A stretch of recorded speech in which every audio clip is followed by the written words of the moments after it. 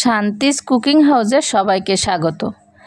এখন চলছে পাকা তালের মৌসুম, তাই আমি আজ 1 কাপ ময়দা আর হাফ কাপ তালের পাল্প দিয়ে মজাদার ভিন্ন স্বাদের তালের প্যানকেক তৈরি করব। কোনো রকম বেক করার ঝামেলা ছাড়াই এই প্যানকেকটা তৈরি করে নেওয়া যায়। আপনারা খুব সহজেই এবং অল্প সময়ে এই প্যানকেকটা তৈরি করে নিতে পারবেন।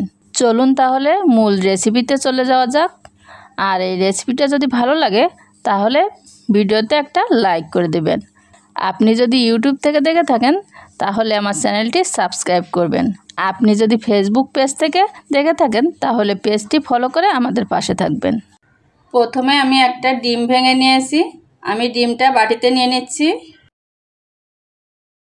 দিয়ে দেব 2 চামচ রান্নার তেল।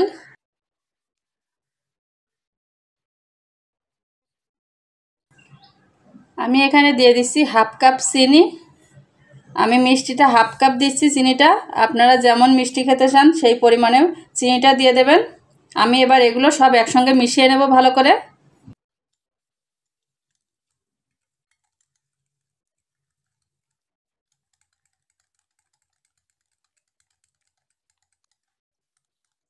আমি ভালো করে মিশিয়ে নিয়েছি, চিনিটা গলে যাওয়া পর্যন্ত কিন্তু মিশিয়ে নিতে হবে ভালো করে। আমি এখানে হাফ কাপ তালের পিউরি নিয়েছি।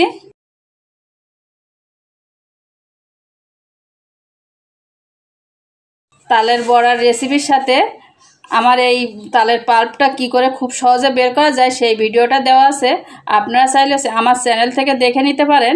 আর এই ভিডিওর ডেসক্রিপশন বক্সেও দেওয়া থাকবে, আপনারা দেখে নিতে পারেন, লিঙ্কটা দেওয়া থাকবে। আমি এবার এর ভিতরে 1 কাপ ময়দা দিয়ে দেবো। আমি কিন্তু ময়দাটা চেলে নিয়েছি, ময়দাটা অবশ্যই চেলে নেবেন। দিয়ে দেবো আমি এখানে 4 চামচ গুঁড়া দুধ নিয়েছি, গুঁড়া দুধটা দিয়ে দেব। হাফ চামচ দিয়ে দেব বেকিং পাউডার। দিয়ে দিচ্ছি 1 চিমটি এলাচের গুঁড়া। দিয়ে দিচ্ছি অল্প করে একটু লবণ। আমি এবার এগুলো একসঙ্গে সব মিশিয়ে নেব ভালো করে।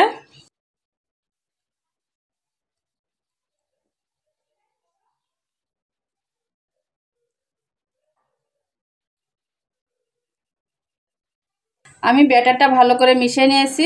দেখুন ব্যাটারটা একটু আঠালো মনে হচ্ছে আমার কাছে। আমি এখন এখানে নিয়ে নিয়েছি একটু গরুর দুধ, দিয়ে আমি এর সাথে মিশিয়ে নেব। আমি লিকুইড দুধটা কিন্তু একটু কুসুম গরম নিয়েছি।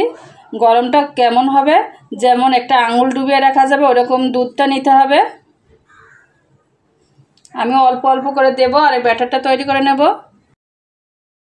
একবারে বেশি দেব না।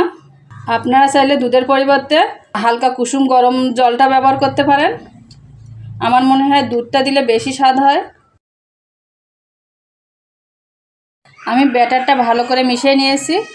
আর দেখুন এরকম থিকনেসের একটা ব্যাটার তৈরি করতে হবে, বেশি পাতলাও হবে না আবার বেশি পুরুও হবে না, এরকম একটা ব্যাটার তৈরি করতে হবে। আমি এবার চুলায় ভাজার জন্য চলে যাচ্ছি। চুলায় আমি একটা ফ্রাই প্যান বসিয়ে দিয়েছি, আর ফ্রাই প্যানটা আমি হালকা গরম করে নিয়েছি। ফ্রাই প্যানটা কিন্তু বেশি গরম করা যাবে না। আর আমি যে ব্যাটারটা করে রেখেছিলাম সেখান থেকে এরকম একটা চামচের সাহায্যে 1 চামচ করে দিয়ে দেব।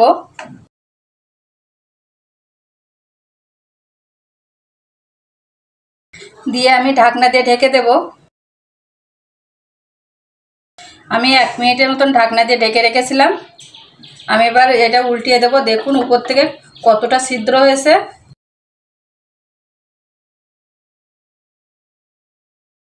আমি ওই পিঠটাও 1 মিনিটের মতো ভেজে নেব।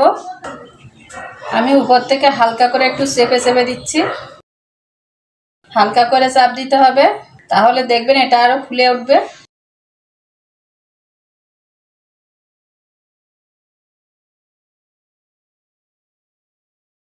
আমি এবার এটা উঠিয়ে নেব। আমি আরো একটা দিয়ে দিচ্ছি, আবারও ঢাকনা দিয়ে ঢেকে দেব। আমি 1 মিনিট পর ঢাকনাটা আবার খুলে নিচ্ছি। দেখুন উপরটা কত সুন্দর ছিদ্রযুক্ত হয়েছে।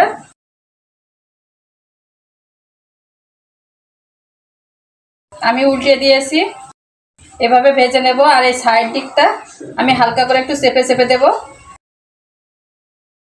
আমি এরকম হালকা চেপে চেপে এটাও ভেজে নিয়েছি। আমি এবার এটা উঠিয়ে নেব। আমি এভাবেই এক এক করে সবগুলো ভেজে নেব। আমি প্যানকেকগুলো অন্য একটি প্লেটে পরিবেশন করে নিয়েছি। পাকা তাল ফুরিয়ে যাওয়ার আগে আপনারা একবার হলেও এইভাবে প্যানকেকটা তৈরি করে খেয়ে দেখবেন। আশা করি সকলের ভালো লাগবে। ভালো লাগলে আমার চ্যানেলটি সাবস্ক্রাইব করবেন, লাইক কমেন্ট শেয়ার ফলো করে আমাদের পাশে থাকবেন। আজকের মতন ভিডিওটা এখানেই শেষ করছি। দেখা হচ্ছে পরবর্তী ভিডিওতে নতুন কোনো রেসিপি নিয়ে। ততক্ষণ পর্যন্ত আপনারা সকলে ভালো থাকুন, সুস্থ থাকুন, আমার চ্যানেলের সাথেই থাকুন। সবাইকে ধন্যবাদ।